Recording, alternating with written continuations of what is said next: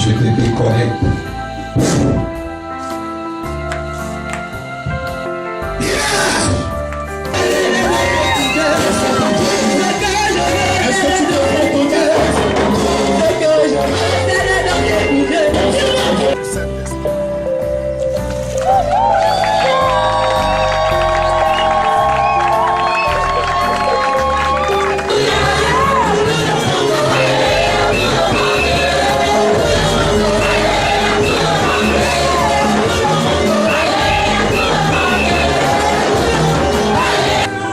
Est-ce que vous savez que l'école a été minutieusement préparée pour faire de vous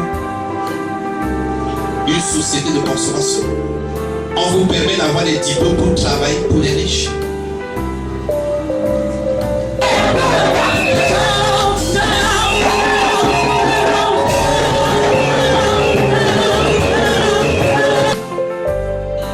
Je te déconnecte.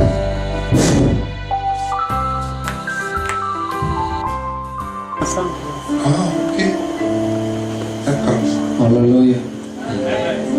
Alléluia. Amen. Gloire à Dieu. Je veux rendre grâce à Dieu. Avant tout, je veux d'abord dire merci à notre Dieu, le Père, le révérend docteur Marisol, pour tout ce que Dieu fait à travers lui et qui se déverse dans ma vie. Amen. Dieu a encore fait beaucoup de choses depuis que je suis arrivé à Ebolova. Je suis arrivé à Ebolova, ça fait aujourd'hui, je peux dire 3 ans. Quand je venais à Ebolova, je marchais normalement. Alléluia. Amen. Je marchais normalement comme toi, qui est en train de me regarder. Je jouais au foot comme toi qui est en train de me regarder. Je dansais comme toi qui est en train de me regarder. Alléluia. Mais cela n'a pas plu à Satan de me maintenir en force dans ma jeunesse, de jouir de ma jeunesse avec mes 2 mains. Alléluia. Je suis entré en forêt avec mon grand frère. Amen. Qui fait dans le bois. Et arrivant en brousse, le chantier se déroulait bien. Moi, je ne suis pas, en fait, en venant, je n'avais pas dans ma tête d'être forestier. Quand j'arrive en brousse, normalement, en forme, et quelque chose s'est produit. Dis avec moi, quelque chose s'est produit. Quelque chose s'est produit. Je veux que tu écoutes quelque chose aujourd'hui.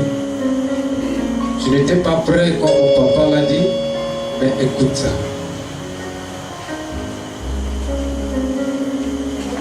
J'ai eu un accident. Quel genre d'accident? Un accident mortel. Alléluia. Un accident qui ressemble à un film d'horreur. Amen. Quand tu n'as jamais vécu ce genre de choses, tu ne peux pas comprendre l'ampleur et la douleur et le mal que ça fait dans l'esprit et dans la tête. Quand j'arrive en brousse, on arrive dans le chantier, on commence à positionner les arbres. Les arbres étaient déjà au sol, découpés pour positionner. On commençait à travailler. Alléluia. Je ris, mais ça fait mal.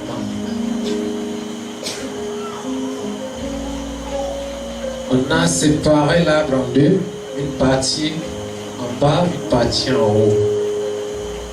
Moi, amateur, je ne connaissais pas ce qui se passait. On m'a dit, viens te placer là, tu vas aider à soulever. Il est bien vrai que j'étais fort physiquement. Amen. Costaud comme toi. Quand je me place en position, le pied droit devant, le pied gauche derrière.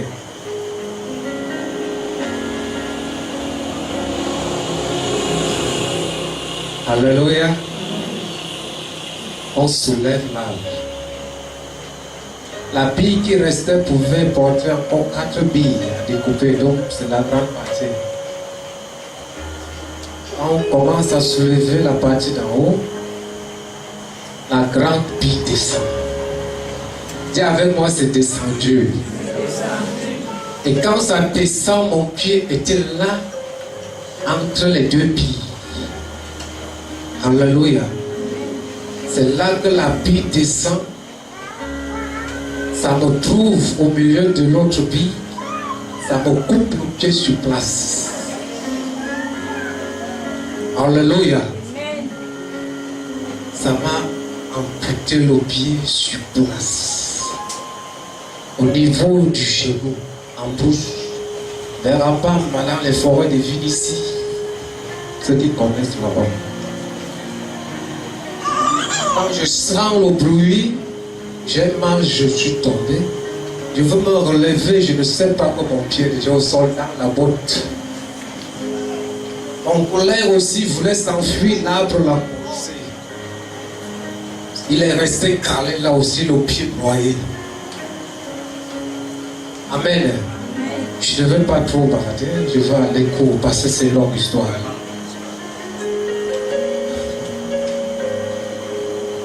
Et pour nous sauver de la brousse, c'est comme ça que je reste là au sol. On était 5, il fallait sauver 2 personnes, 3 personnes traumatisées. Il faut sauver les 2 autres.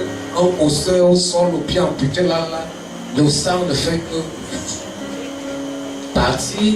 Et c'est là que je tombe au coma dans les 5 minutes qui suivaient. Quitter de la brousse au village, ça faisait au moins 2h45 de marche.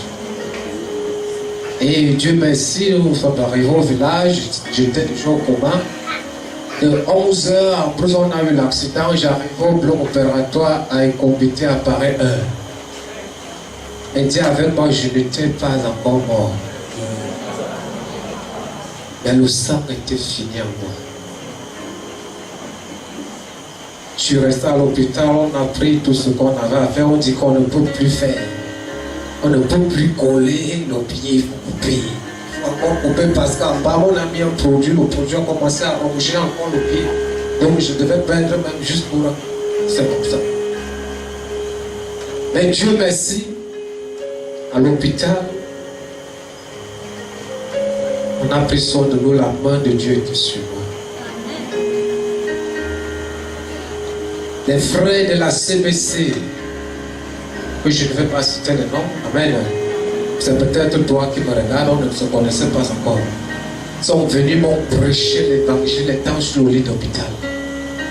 Démoralisé comme j'étais, que je me lève, je ne vois plus mon pied. Jeune, 24 ans, quand j'ai eu l'accident, j'ai pensé à me susciter, même mourir, parce que j'étais batteur. Mais Dieu n'a pas voulu cela, je suis sorti de l'hôpital, on a dit, oh voilà, il y a Yaoundé, chercher comment on peut régler la situation. Ça s'est bien passé. On est allé voir le centre, on appelle ça voilà, de réadaptation, comment on dit, en fait, un truc comme ça. On a fait ce qu'ils ont fait ce qu'ils avaient à faire, je suis rentré. Je rentre à la CBC, je marche avec le béquille. Et il faut s'adapter à la vie. Fatigué, démoralisé. Mais il y a une chose que l'homme de Dieu a fait dans ma vie.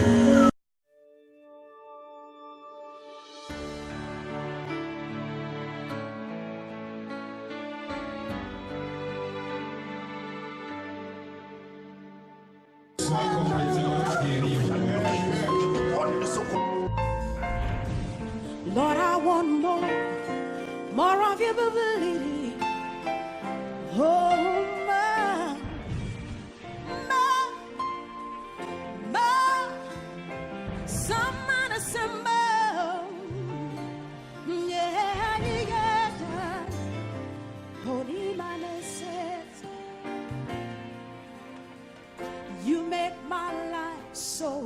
beautiful.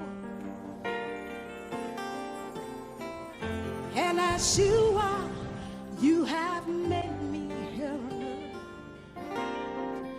There's nothing greater than these. That's why I love you forevermore.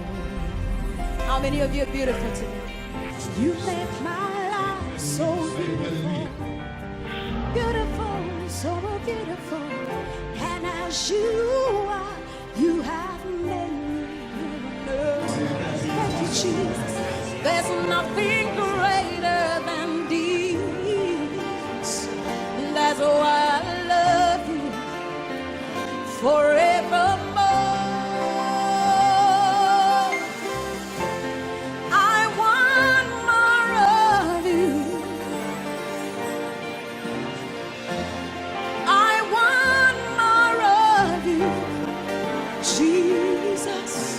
The more I know you, the more I want to know you, Jesus, more of you.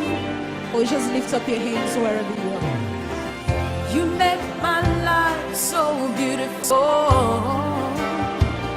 Yeah, yeah.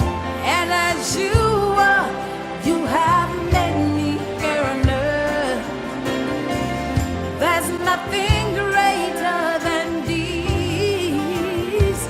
That's why I love you forevermore. You make my life so beautiful. We are beautiful today. And as you are, you have made me here on earth. There's nothing greater than these. That's why I love you. Hey,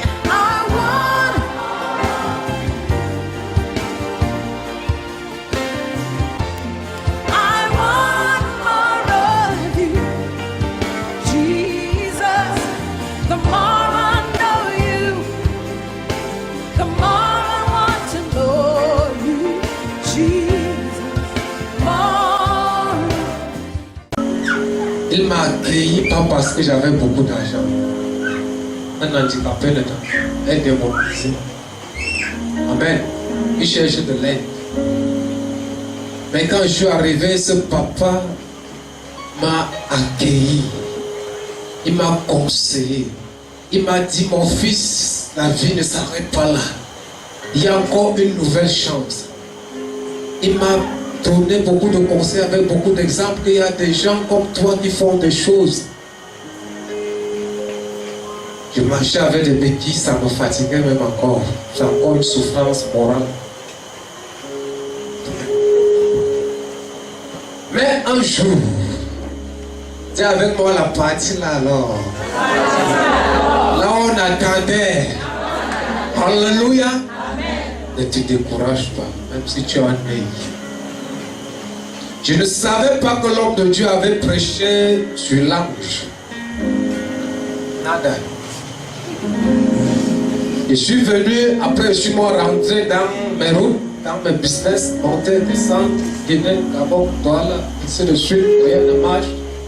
Je reviens même, je dis à papa que papa, bon, maintenant là, naïf, j'arrive. Il me dit, mon fils, je suis là. Quand je pars, ça fait 4 mois, je suis à la maison, je dors.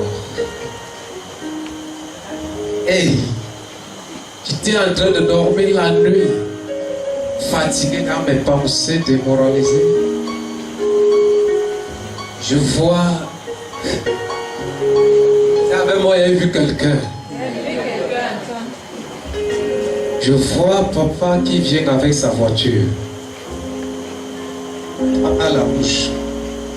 L'autre, il vient garer. Il m'appelle, j'étais assis dehors comme je le restais le torse nu.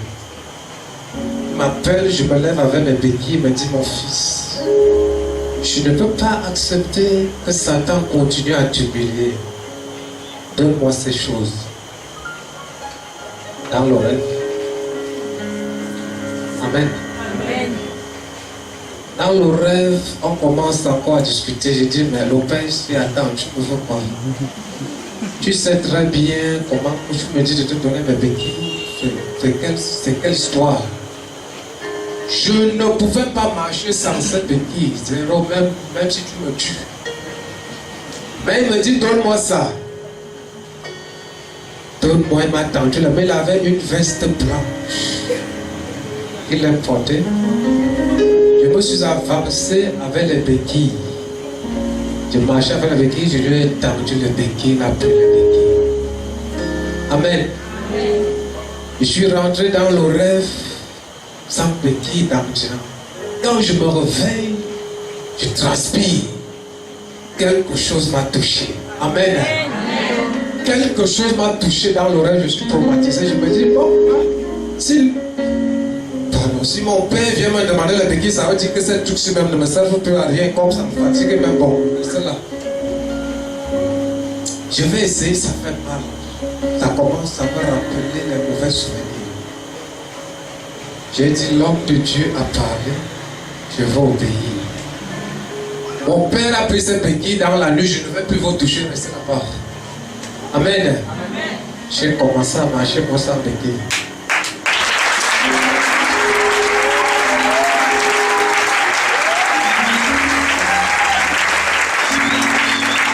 Alléluia. J'ai commencé à marcher gaillardement sans béquille. Mon grand frère m'a dit, le jour que quelque chose va t'arriver, je ne serai pas témoin. Le jour que ça va arriver, quand on me dit que tu es tombé, que tu m'as sans béquille, je te dis la vérité, je ne vais te méconnaître. Je lui ai dit, grand frère, j'ai compris. Amen. Je pars à Yaoundé, je pars à Douala, je pars partout sans béquille. Alléluia. Et j'ai senti une chose, c'est que quand je viens dire à papa, il faut que je voie papa, il faut que je voie papa, je suis arrivé ici, j'ai trouvé les gens, ils disent papa est où? Beaucoup de gens ici, peut-être, ne me reconnaissaient plus parce qu'ils n'avaient plus de béquille. Je pars voir papa au bureau, j'ai papa que papa. J'ai dit, je suis venu. Mais voici ce qui s'est passé. Papa, lui, se met à rire. Il me dit, mon fils, j'ai prêché sur ce que tu es en train de dire récemment. Il me dit, papa, moi, je n'étais même pas l'été pour courant. Amen. Donc, si vous me voyez comme ça, là, c'est parce que j'ai reçu l'ange de la CBC. Est-ce qu'on peut acclamer très fort pour le roi des rois? Amen. Mon fils, que Dieu te bénisse. Dieu est capable. Dieu est capable de faire tout ce qu'il dit, il fera.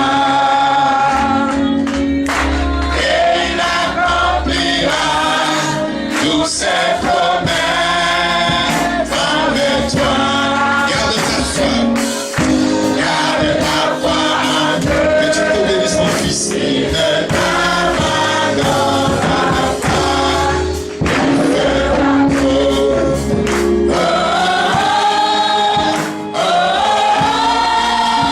Il fera. Chante avec moi.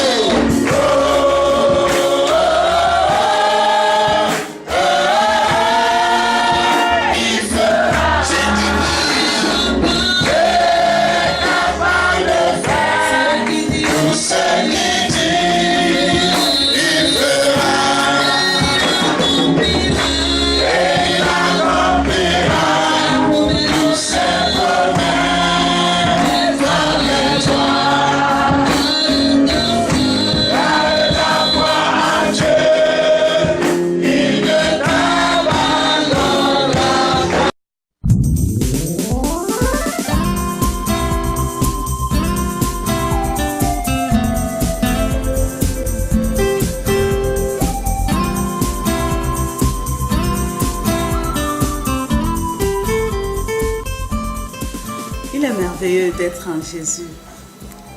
Il y a quelques années de cela, mon fils était très malade. Il était malade du ventre. Il souffrait tellement que on m'a conseillé d'aller rencontrer le révérend docteur Charisma que je ne connaissais pas encore. Lorsque j'ai fait sa connaissance, il a vu l'état de mon fils et il lui a juste donné de l'eau de miracle. Et cette eau, l'effet que ça produit est extraordinaire. Mon fils a été complètement guéri. Que toute la gloire revienne à Jésus-Christ.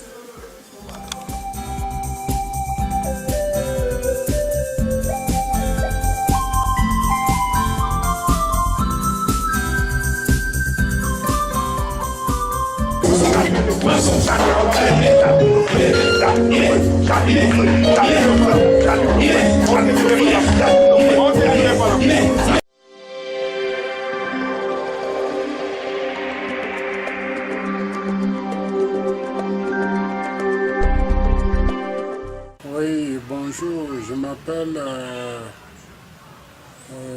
Monsieur Roger Zemba. Je suis docteur en médecine traditionnelle chinoise. Je viens témoigner ici à propos de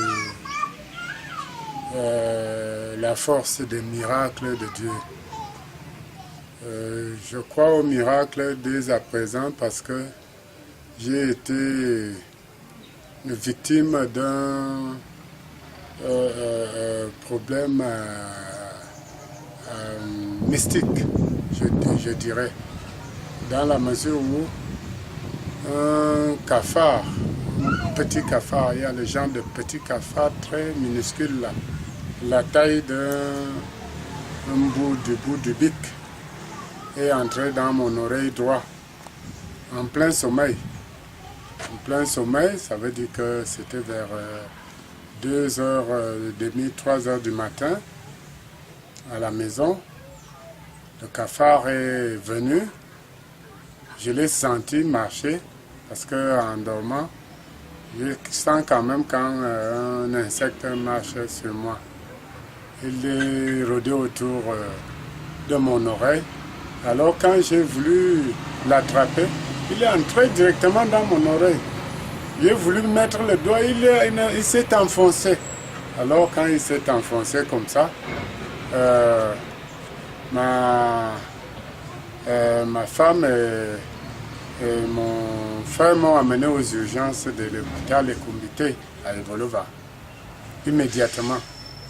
Le docteur était là avec les infirmières. Ils ont tout fait. Ils ont aspergé de l'eau dans mon oreille, l'eau tiède. Ils ont tout fait. Le docteur a même prescrit les produits que je devais acheter. J'ai acheté et j'ai commencé à appliquer. Donc, ce cafard est mort dans mon oreille. Et chaque fois que je mettais le doigt, je sentais parce qu'il commençait à se décomposer et à se détacher. Et pendant 3 mois, il est resté dans mon oreille. Et bon, je m'étais déjà découragé. J'ai tout fait de temps en temps, je partais à l'hôpital. Et moi-même aussi. Et vous entendiez mieux de ce côté, vous n'entendiez plus complètement? Bon, enfin, j'attendais, j'entendais à moitié. Côté, donc, j'étais vraiment déjà en danger. Moi, en tant que médecin, j'ai essayé avec nos produits traditionnels chinois, qui sont d'ailleurs efficaces aussi. Ça n'a pas tenu. Bon, alors j'étais découragé. J'ai même oublié. Un jour, je partais distribuer mes tracts à l'église, à la Cité de la Gloire, derrière l'école des infirmières, à Ebolova. Alors j'ai demandé de voir le pasteur parce qu'il devait lire mes annonces. Alors le pasteur a reconnu mes annonces, il m'a reconnu, on a sympathisé. C'est là où il me dit, ok, comme c'est samedi aujourd'hui, je t'invite à la nuit de prière, pour qu'on fasse à peu près, que vous voyez aussi, comme moi aussi, je délivre, j'aide les gens. Bon, ça m'a plu, je suis venu à la nuit de prière, le pasteur nous a demandé d'apporter de l'eau, j'ai apporté ma bouteille d'eau. Il a béni mon eau. Moi, je ne prenais pas ça tellement en considération.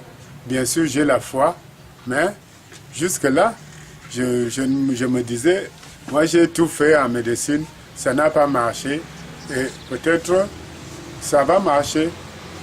Le pasteur nous a dit de prier, d'utiliser cette eau comme instrument de bénédiction. Finalement, la même soirée, vers minuit, à la maison, j'ai senti comme si quelque chose sortait de mon oreille.